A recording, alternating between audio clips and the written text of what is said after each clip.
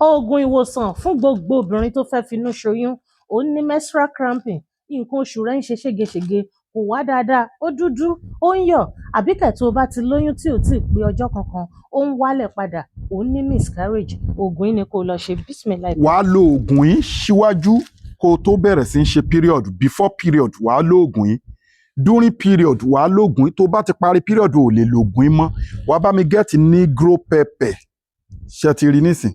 So òun ló máa lọ ẹ̀rù. Wàá lọ akúnná dáadáa. Wàá wá get irú woro lọ́pọ̀lọpọ̀. Wàá wá sè pẹ̀lú epo àti iyọ̀ níwọ̀nba. Wàá gẹ̀tì ẹja òjìjí in case tí táwọn ẹlòmíì bá lọ́wọ́ ayé nú. Wàá gẹ̀tì ẹja òjìjí electric fish. Òun ló máa fi ṣe ọbẹ̀. Àwọn àgbàlagbà ní wàá fi gbá mú.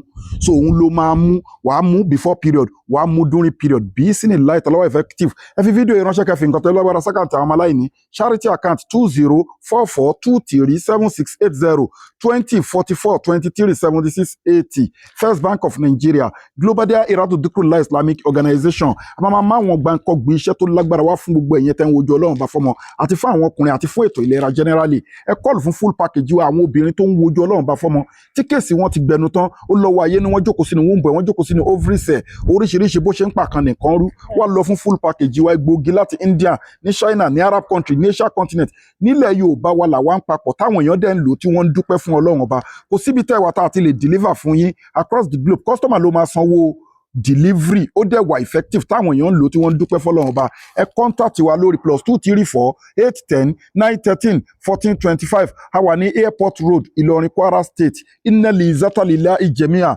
gbogbo agbára Ọlọ́run ọba lónìí thank you jazakallahu khairan.